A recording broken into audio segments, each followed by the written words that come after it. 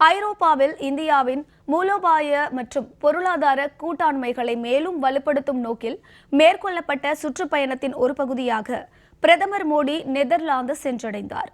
அங்கு அவருக்கு சிவப்பு கம்பள வரவேற்பு அளித்து நெதர்லாந்து ராணுவ தலைமை தளபதி, துணை தளபதி உள்ளிட்ட அதிகாரிகள் வரவேற்றனர். ஐக்கிய அரபு அமீரகம், நெதர்லாந்து, ஸ்வீடன், நார்வே மற்றும் இத்தாலி ஆகிய நாடுகளுக்கு பிரதமர் மோடி அரசுமுறை பயணம் மேற்கொண்டிருந்தார்.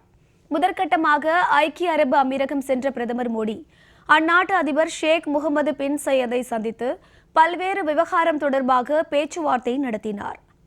இரண்டாவதாக தற்போது நெதர்லாந்து சென்ற பிரதமர் மோடிக்கு ராணுவ அணிவகுப்புடன் கூடிய சிவப்பு கம்பள வரவேற்பு அளிக்கப்பட்டது.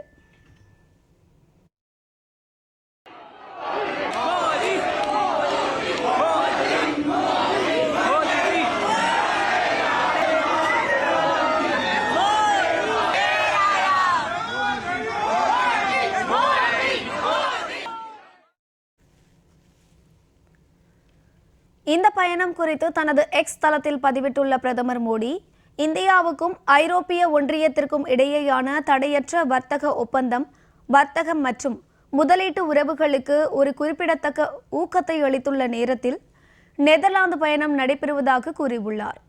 இது செமிகண்டக்டர்கள், நீர், பசுமை எரிசக்தி மற்றும் பல துறைகளில் உறவுகளை வலுப்படுத்த ஒரு வாய்ப்பை வழங்குவதாக குறிப்பிட்டுள்ளார்.